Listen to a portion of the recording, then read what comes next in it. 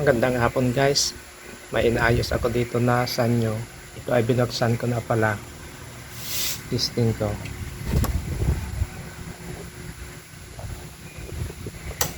Yan, nag-power na.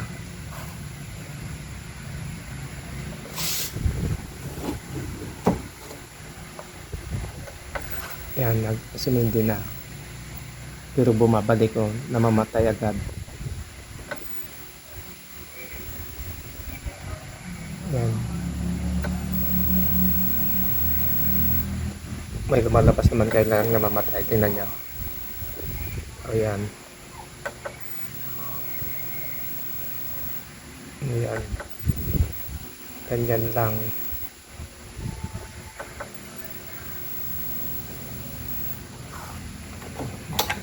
Nagpalit na ako ng kapasitor kanina. Ganun pa rin.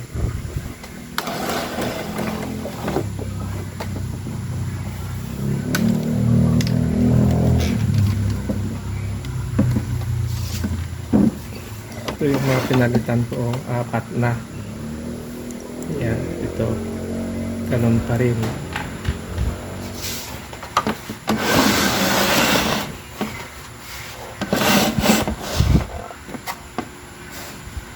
Check natin ngayon yung resistor doon sa may ABL.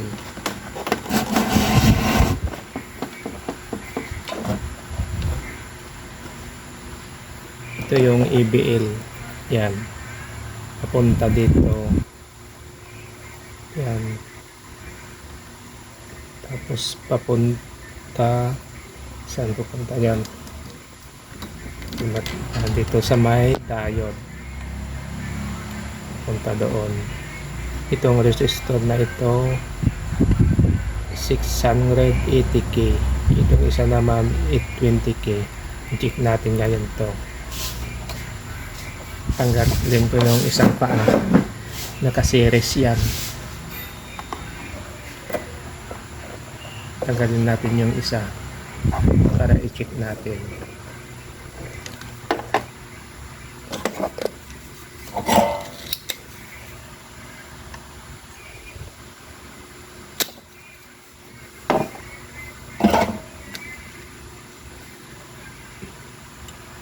Natanggal ko na.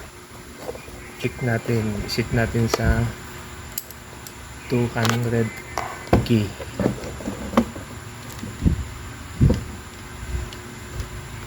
Check natin nga yung 680k. 66k. Okay naman. Ulitin ko.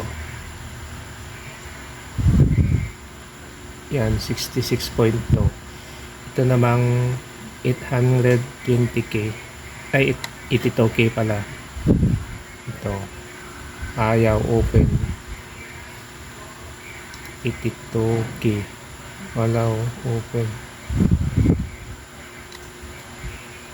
Buo naman itong 680k. Pero 66k, okay na yan. Okay pa yan. Yan. Ito lang.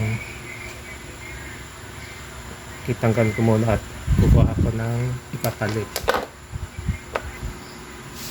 Ito guys, nakahanap na ako. Ito. Ito yung dati. Ito yung dati. Ito naman yung ilalagay ko. Medyo mas malaki lang ng konti. Check natin.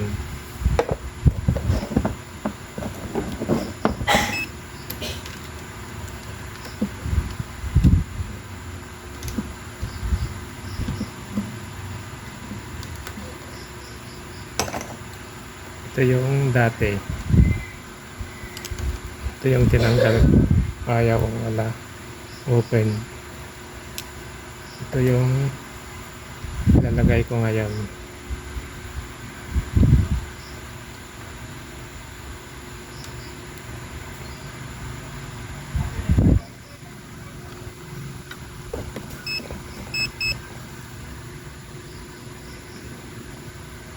Yan, 82.5. 82.5. Try na natin guys.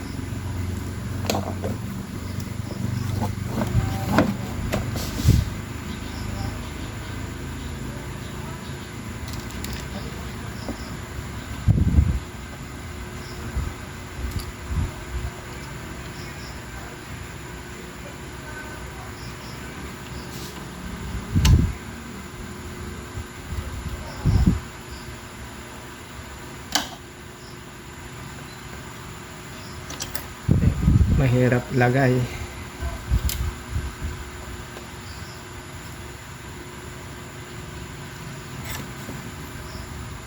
Lagay ko na. Ihinan na natin.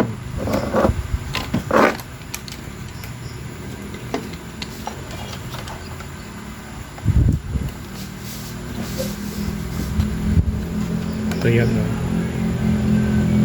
Ang parts number R485. Yan. Hinang na natin.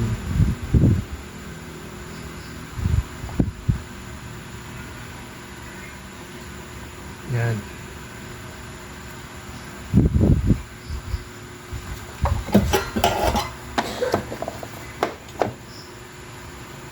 Linis. Magkakonekta ito.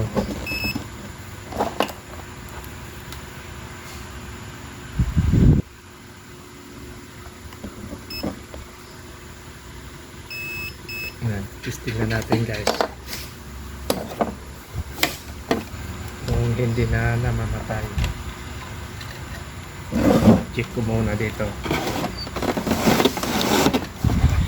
Para makita ko kung namamatay pa rin o hindi na. Yes, nagsindi na. Yan.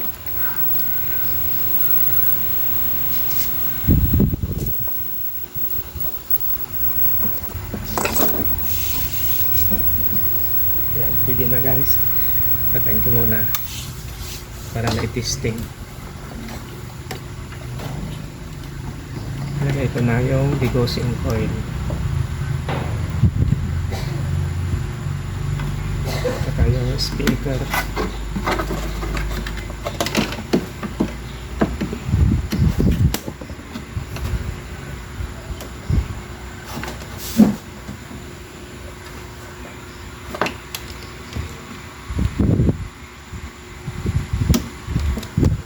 Yan lang ang sira niya, yung resistor na papunta sa ABL.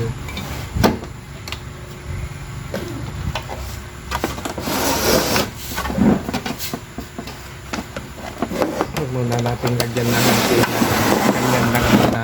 Wala pang antina yan.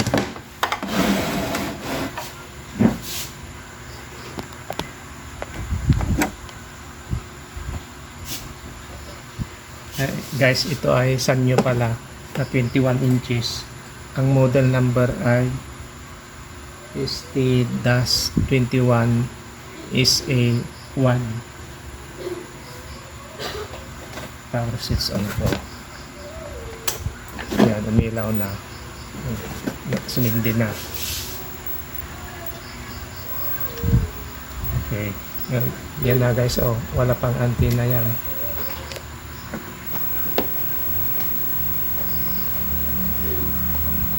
Sira pa yata ang speaker. Okay guys, kung napadaan ka lang sa aking video at nagustuhan mo ang aking video, huwag mong kalimutang pindutin yung subscribe button tsaka yung notification bell para lagi kang updated sa mga bagong video na i-upload ko. Maraming salamat guys.